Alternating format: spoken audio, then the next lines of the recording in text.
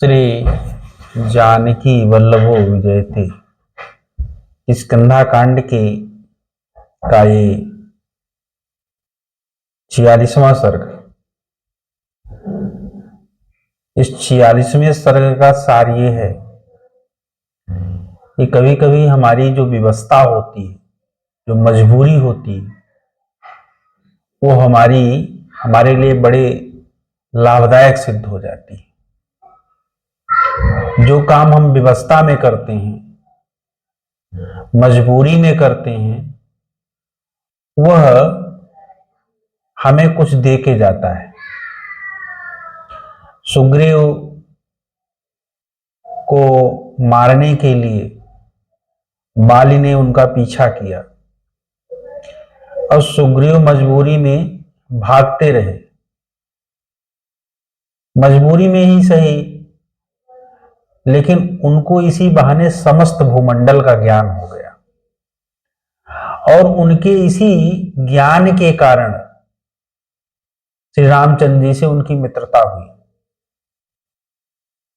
क्योंकि जिसने भेजा था उनको, जिस राक्षस ने, वो ये जानता था कि सुग्रीव को समस्त भूमंडल का ज्ञान है।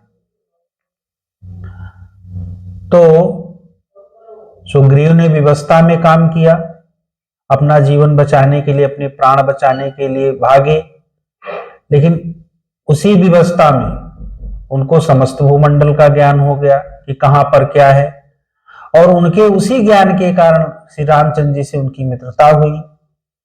और श्री रामचंद्र जी की मित्रता का फल ये हुआ कि उनको उनका राज्य मिल गया, उनके प्राण की रक्षा हुई, उनका वैभव वापस हो गया।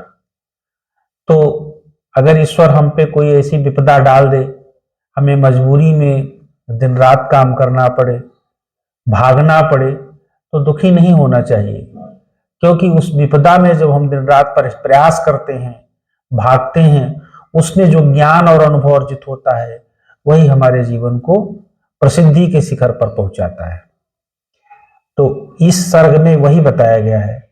गतेषु वा नरेन्द्रेषु रामः सुग्रीवम् अब्रवीत् कथम भवान विजानीते सर्वं वै मंडलम भुवः। जब सारे वानर चले गए तो रामचंद्र जी ने सुग्रीव से पूछा कि आपको सारी पृथ्वी पर कहां पर क्या है, पर्वत है, सागर है, नदियां हैं, इन सब का ज्ञान कैसे हो गया। सुग्रीवः ततो रामम् उवाच प्रणतात्मवान् श्रूयतां सर्वमाख्यास्ये विस्तरेण वचो मम। उसके पश्चात जितेंद्रिय सुग्रीव ने प्रणाम करके भगवान से, रामचंद्र जी से कहा कि सुनिए, मैं सारी कथा आपको सुनाता हूं, बताता हूं विस्तार से। तो फिर वो सारी कथा विस्तार से बताते हैं कि जब एक राक्षस, दुंदुभ नामक राक्षस का पीछा करते हुए बाली दौड़े और मलय पर्वत की गुफा में प्रवेश कर गए और मुझे कहा कि आप इसी गुफा के द्वार पर, विवर के द्वार पर रहना, जब तक कि मैं इस राक्षस को मार के वापस नहीं आता हूं। तो मैं उस द्वार पर 1 वर्ष तक प्रतीक्षा किया, बाली वापस नहीं आए, और एक दिन अचानक उस विवर के द्वार से रक्त की धारा बहने के लिए मैंने सोचा कि मेरा भाई मारा गया, और मैंने उस विवर के मुख पर पत्थर रख दिया और भाग आया।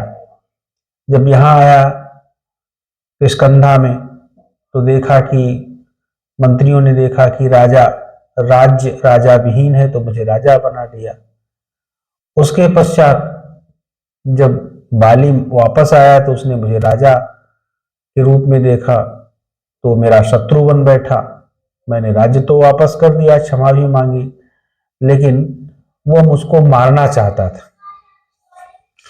समाम जिघांसु दुष्टात्मा वाली प्रव्यथितेन्द्रिय परिकालयते वाली धावंतम सचिवै सह। लेकिन राज्य वापस करने पर और क्षमा मांगने पर भी बाली के मन का मैल गया नहीं, उसके मन में पाप आ गया था। वह मेरे प्राण लेना चाहता था, और इसीलिए उसने मेरा पीछा किया और मैं अपने सचिवों के साथ भागा। ततोऽहं बालिना तेन स्तोनुविद्धा प्रधावितः नदीश्च विविधा पश्चिम वनानि नगराणि च। इसके पश्चात बाली के द्वारा पीछा किए जाने पर मैं विभिन्न नदियों और वनों और नगरों को पार करता हुआ, देखता हुआ भाग रहा था। आदर्श तल संकासा तथो वै पृथ्वी मया अलात चक्र प्रतिमा दृष्टा गोस्पत वत्कृता। मैं इतने वेग से भाग रहा था कि मैंने पृथ्वी की परिक्रमा कर डाली।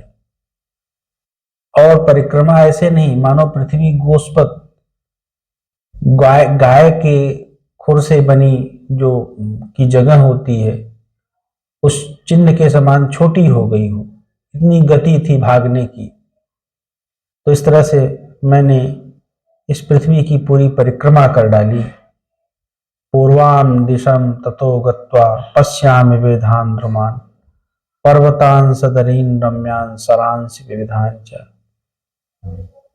पूर्व दिशा में गया, विभिन्न प्रकार के वृक्षों को देखते हुए, कंदराओं सहित पर्वतों और नदियों को देखते हुए मैं पूरी पूर्व दिशा भ्रमण कराया, भाग आया। उदयं तत्र पश्यामि पर्वतं धातु मंडितं क्षीरोदम सागरम चैव नित्यम अप्सरसालयम्। पूर्व दिशा के अंतिम छोर पर मैंने उदयाचल पर्वत को देखा, जहां पर सूर्य उदित होते हैं। विभिन्न प्रकार की शिलाओं से सुशोभित वह पर्वत है। और मैंने क्षीर सागर को देखा, जो अप्सरसाम अर्थात अप्सराओं का निवास स्थान है। परिकाल्यमानस्तु तदा वालिना विद्रुतो हि अहं पुनरावृत्य सहसा प्रस्थितो हम तदा विभो। उसके पश्चात बाली मेरा पीछा करते रहे और मैं भागता रहा। और मैं वहां से जब लौट करके आया पूर्व दिशा से, तो फिर मुझे अपना प्राण बचाने के लिए भागना पड़ा। दिशस्तस्यास्ततो भूयः प्रस्थितो दक्षिणाम दिशम। फिर मैं दक्षिण दिशा की ओर भागा। विंध्यपादप संकीर्णाम चंदन ध्रुव शोभिताम। चंदन के पेड़ों से सुशोभित विंध्य पर्वत से संकीर्ण दक्षिण दिशा में मैं भाग गया। ध्रुव शैलांतरे पश्चिम भूयो दक्षिणतोपराम अपराम च दिशम प्राप्तो बालिना समभिद्रुतः। पर्वतों और वृक्षों के अंतर से बाली को देखता हुआ मैंने दक्षिण दिशा को छोड़ दिया और दूसरी दिशा में भागा। पश्यन् विविधान् देशान् तम च गिरिसत्तमं प्राप्य चास्तं गिरिश्रेष्ठं उत्तरम संप्रधाविता। और वहां नाना प्रकार के देशों और पर्वतों को देखते हुए, और पश्चिम दिशा में अस्ताचल पर्वत है जहां पर सूर्य अस्त होते हैं, उसको देख करके मैं वहां से भी उत्तर दिशा की ओर भागा। उत्तर दिशा में हिमवंतम च मेरुम च समुद्रम च तथोत्तरम। उत्तर दिशा में हिमालय पर्वत, मेरु पर्वत तथा समुद्र है। यथा न विंदे शरणम बालिना समभिद्रुतः। लेकिन इन चारों दिशाओं में भागने पर भी मुझे कहीं पर शरण नहीं मिला, जहां पर कोई स्थान ऐसा नहीं मिला जहां पर मेरे प्राणों की रक्षा हो सके। तब ततो माम बुद्धि संपन्नो हनुमान वाक्य अब्रवीत।